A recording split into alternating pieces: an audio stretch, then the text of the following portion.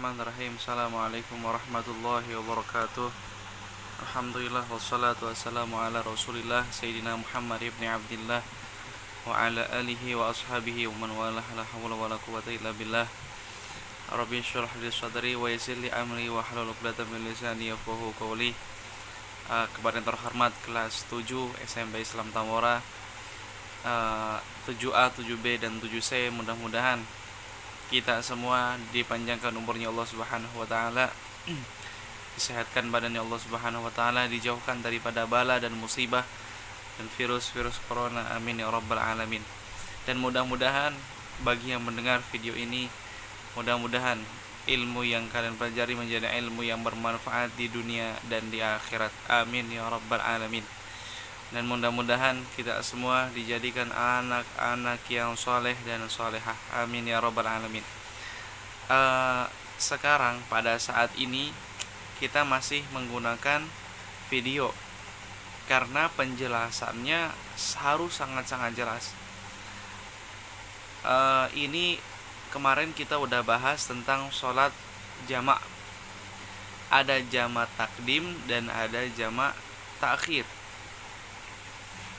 Jamak takdim itu adalah jamak yang dilakukan sholatnya pada awal waktu. Maksudnya pada waktu yang pertama, yaitu zuhur dengan asar, maka dikerjakannya dengan di waktu zuhur. Kemudian maghrib dan isya dikerjakannya di waktu maghrib. Sekarang kita masih melanjutkan pelajaran kemarin, yaitu sholat qashar, halaman 28 bab keempat. Di sini dikatakan pengertian sholat qashar. Kata qashar berarti meringkas atau memendekkan. Sholat qashar adalah mengerjakan sholat yang dengan meringkas jumlah rakaatnya. Karena ada sebab-sebab tertentu, sholat 5 waktu yang dapat diringkas jumlah rakaatnya adalah sholat fardu yang 4 rakaat. Diringkas atau diqashar menjadi 2 rakaat. Seperti zuhur dikerjakan 2 rakaat. Begitu juga asar dan isya. Sholat maghrib dan subuh tidak boleh diringkas. Hukum melaksanakan qashar itu mubah atau boleh apabila telah memenuhi syarat tertentu, karena mengqashar sholat merupakan rukhsah atau keringanan. Nah, yang namanya qashar itu adalah qasrun, artinya memendekkan. Yang 4 rakaat dipendek atau diringkas menjadi 2 rakaat. Nah, akan tapi ada 2 sholat yang di dalam sholat 5 waktu ini tidak bisa diqashar, yaitu sholat maghrib dengan sholat isya, sholat maghrib dengan sholat subuh. Sholat zuhur, asar dan isya itu adalah waktu yang bisa sholat yang bisa diqashar. Kenapa sholat maghrib dan subuh tidak bisa diqashar? Karena sholat maghrib itu jumlahnya 3 dan sholat subuh itu jumlahnya ada 2. Maka yang bisa diqashar adalah sholat yang jumlahnya 4 rakaat diqashar atau diringkas menjadi 2 rakaat. Nah, hukum qashar ini adalah mubah, diperbolehkan dengan syarat-syarat tertentu. Dasar hukum qashar itu ada dalam surat Al-Quran. Wa idza darabtum fil ardi falaysa 'alaikum junahun an taqsuru minas sholati in khiftum ayyaftinakum alladzina kafaru innal ladzina kafaru lakum aduwwam mubina.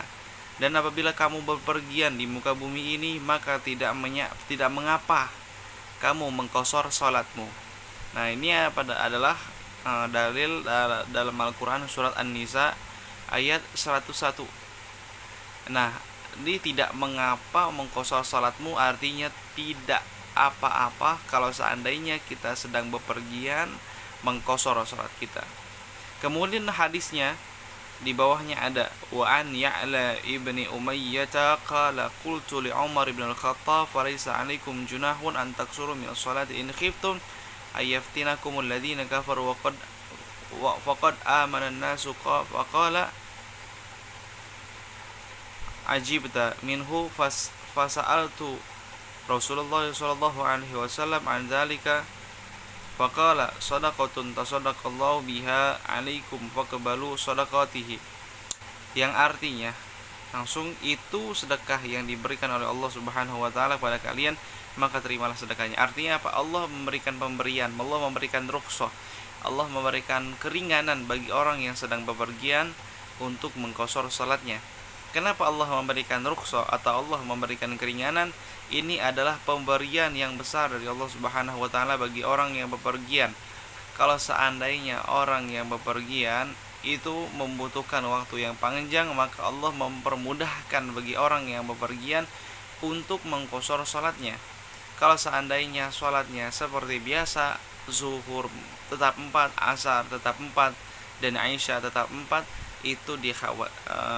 itu dikhawatirkan menggunakan waktu yang sangat lama. Akan tapi dengan mengqashar salat ini adalah untuk mempermudahkan bagi kita. Kemudian selanjutnya syarat sahnya qashar. Nah, ini ada syarat sah. Jadi ada yang namanya rukun dan ada yang namanya syarat. Kalau yang namanya syarat itu adalah ketentuan-ketentuan yang harus dijalani di luar sholat qashar. Tapi yang namanya rukun itu yang ada di dalam sholat. Nah, maka syarat sahnya sholat itu adalah di luar sholat, ya akan tapi ketentuan ini harus ada. Apa ketentuannya? Syaratnya yang pertama, dalam perjalanan bukan tujuan bermaksiat, tetapi untuk baik seperti melakukan haji, silaturahim, atau berdagang.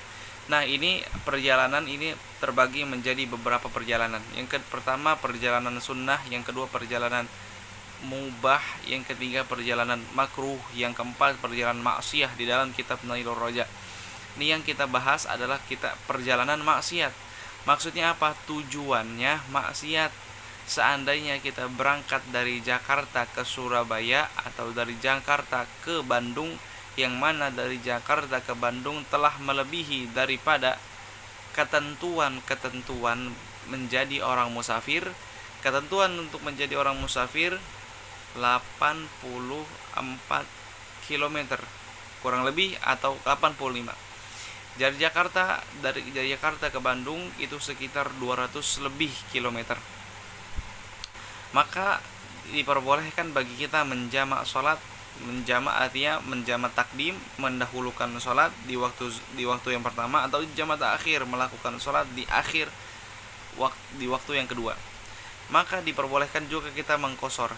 Nah, perjalanan ini perjalanan yang bukan maksiat. Seperti contoh, misalnya kita berangkat dari Jakarta ke Bandung, tujuannya untuk silaturahim. Nah, ini adalah perjalanan sunnah. Kemudian itu adalah silaturahim, adalah perjalanan sunnah. Kemudian ada perjalanan yang maksiat, seperti contoh begini. Ini yang dimaksud daripada perjalanan maksiat. Dari Jakarta ke Bandung dengan niat untuk bermaksiat. Contoh, ke Bandung ingin beli narkoba atau ganja atau yang lain-lainnya. Itu adalah perjalanan maksiat. Atau contohnya dari Jakarta ke Bandung ingin bertemu dengan PSK yang ada di Bandung, itu adalah perjalanan maksiat. Nah, bagaimana kalau seandainya dari Jakarta ke Bandung bukan tujuan untuk bermaksiat? Contoh, perjalanan dari Jakarta ke Bandung untuk jalan-jalan, maka itu adalah namanya perjalanan. Ada yang mengatakan kalau jalan-jalannya ke tempat wisata itu perjalanan yang makruh. Tapi kalau misalnya perjalanan ke tempat untuk tafakur alam, itu perjalanan mubah.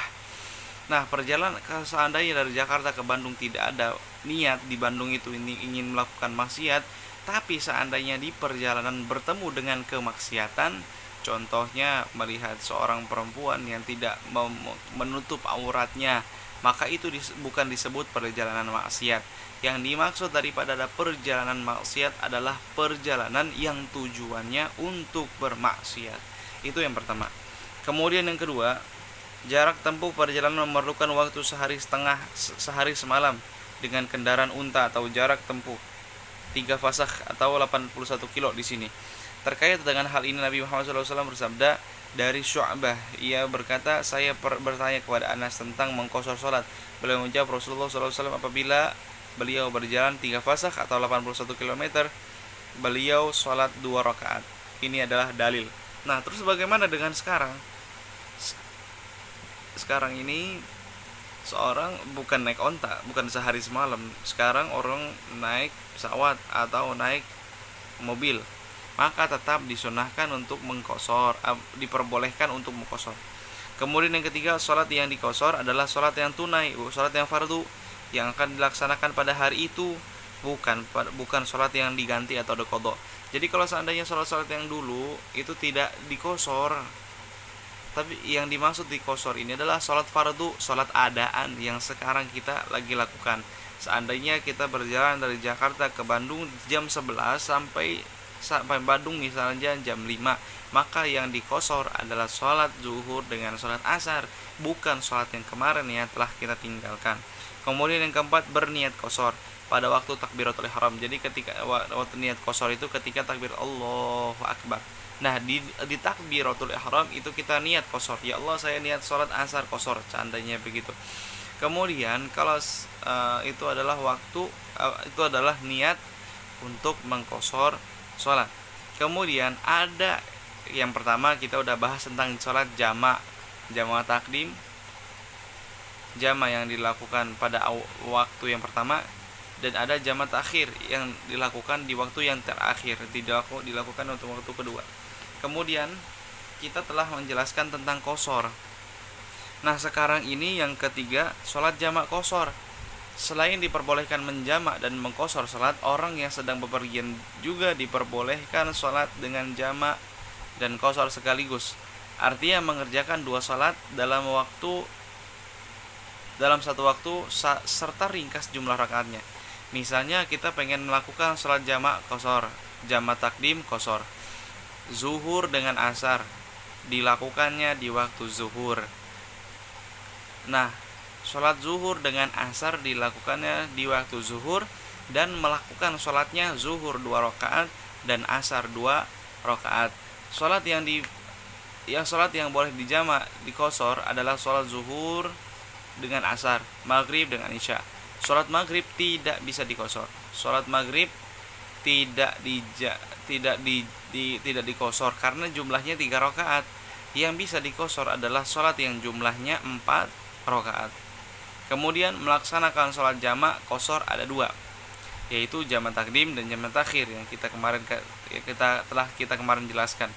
Cara pelaksanaan sholat jamak kosor adalah sebagai berikut. Contoh yang pertama, sholat jamak kosor zuhur dan asar dengan jamak takdim.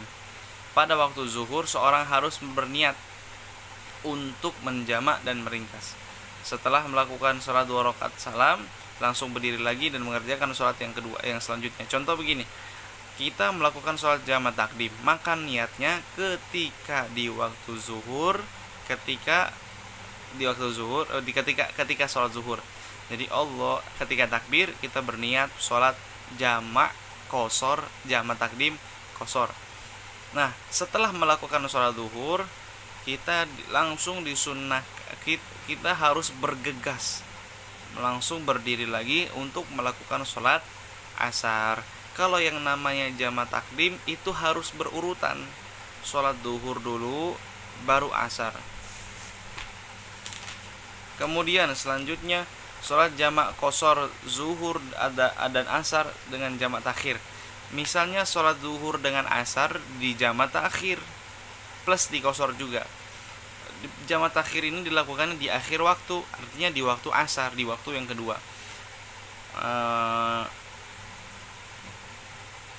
Melakukan di waktu 2. Nah, boleh apa enggak kalau misalnya dikerjakan di waktu asar, sholat asar dulu apa sholat zuhur dulu yang dikerjakan? Lebih afdal adalah melakukan sholat zuhur dulu, karena kewajibannya adalah sholat zuhur. Yang paling pertama sholat zuhur baru sholat asar. Akan tetapi bagaimana kalau seandainya melakukan sholat asar dulu baru zuhur? Maka tidak mengapa kalau seandainya seorang melakukan sholat asar dulu baru sholat zuhur. Akan tapi yang lebih afdal adalah sholat zuhur dulu baru asar. Sholat jamak kosor maghrib dan isya, nah itu sama seperti zuhur dengan asar. Kalau jamak takdim itu di awal, kalau misalnya jamak takhir itu di akhir. Nah, itu aja mungkin yang bisa saya sampaikan. Apabila ada pertanyaan nanti boleh di WhatsApp saya. Mudah-mudahan bermanfaat. Insyaallah sekitar 2 minggu lagi atau 3 minggu lagi kita akan memasuki bulan Ramadan. kita harus siap-siap menyambut bulan suci Ramadan, bulan yang agung. Dan mudah-mudahan semua kita dalam keadaan sehat walafiat, panjang umur, berkah hidup dunia dan akhirat. Mungkin cukup sekian. Insyaallah minggu depan saya akan memberikan tugas tentang sholat jamak dan qashar. Mungkin cukup sekian, kurang lebihnya mohon maaf. Wallahul muwaffiq ila aqwamit thoriq. Assalamualaikum warahmatullahi wabarakatuh.